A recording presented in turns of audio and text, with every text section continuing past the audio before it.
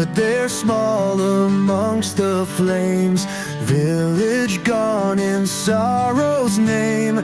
Tears reflected in the sky, shattered dreams and whispers die.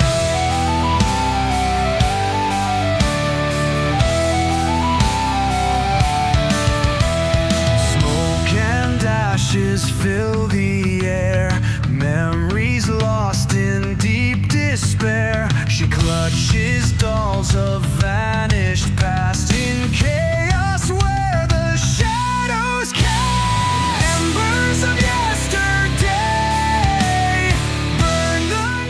With her data pad in hand, Mika quickly began to make her way to the trade center, where she quickly located the Axenon Sales Center. Axenon was a primary dealer for spacefaring ships. It was a company that produced basically everything when it came to building and upgrading. Spaceships, weaponry, armor, systems. If it went on a ship, they made it, sold it, and most likely created it themselves or purchased the rights to do so. They were the finest producer of every kind of equipment you could possibly imagine. There were, of course, cheaper places that Mika could have gone in order to try to purchase some weaponry for exoval. However, the weapons that you can purchase from other places can often find themselves falling short of requirement, needing constant repair, malfunctions, lack of durability, and countless other problems. There were, of course, other reputable dealers, but Axenon was by far the best.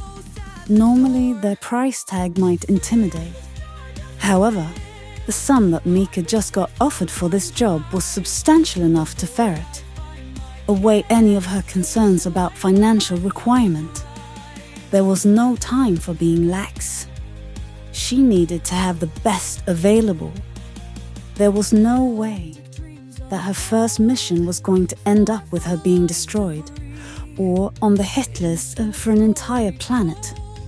After talking to the person behind the service desk and collecting an information pad and taking a seat to scan through their merchandise, Mika found herself overwhelmed with options, having little time to think things over.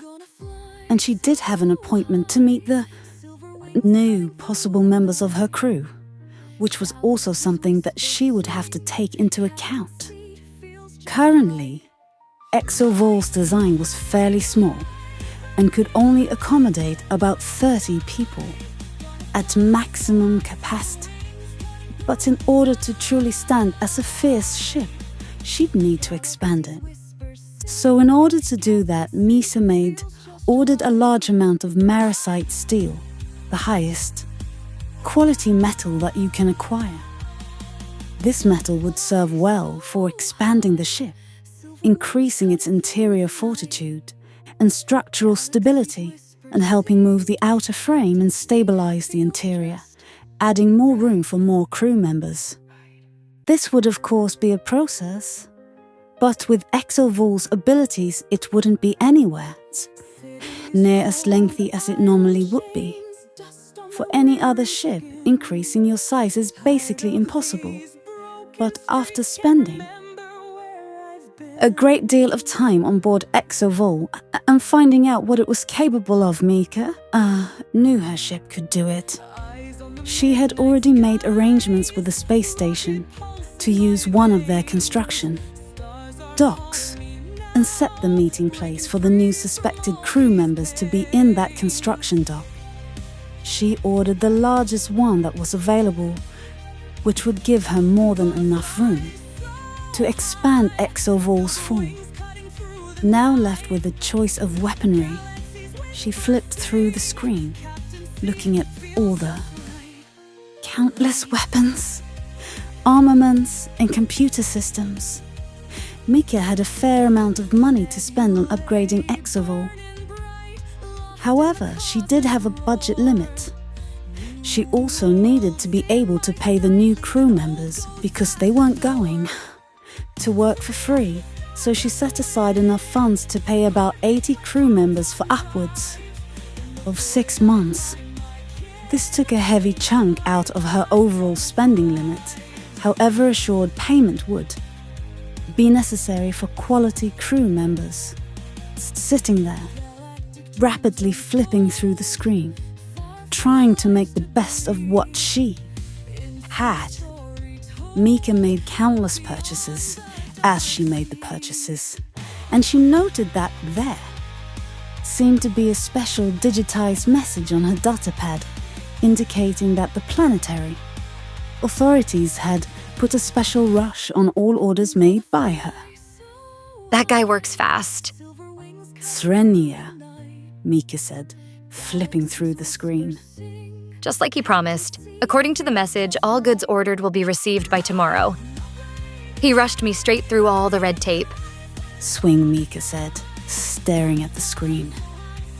As she came upon one item that was quite frankly extremely pricey. However, it would give her a definite edge. So even though it meant she might have to cut back on some other things, Mika went ahead and purchased this specific item, a quantum drive, the highest grade starship engine on the market. They of course had 3 different sizes depending on the size of your vessel. Currently, exoval was only big enough for a Tier 1 quantum drive, the smallest available. However, as Mika was planning on expanding exoval's form, and there was always room for more expansion in the future, she went ahead and purchased the largest available, which was definitely a squeeze, even with the expansion that Mika was planning. However, having that extra power would always come in handy. When you're in space, the amount of energy that you're capable of producing can be a drastic change in the tides at any point. There are, of course, hard limitations on all equipment. The amount of energy that a laser can produce, or a plasma rifle. The amount of energy that your shields are capable of sustaining an output. But the more energy that your ship is capable of producing, the less likely it is that you're going to run short on it.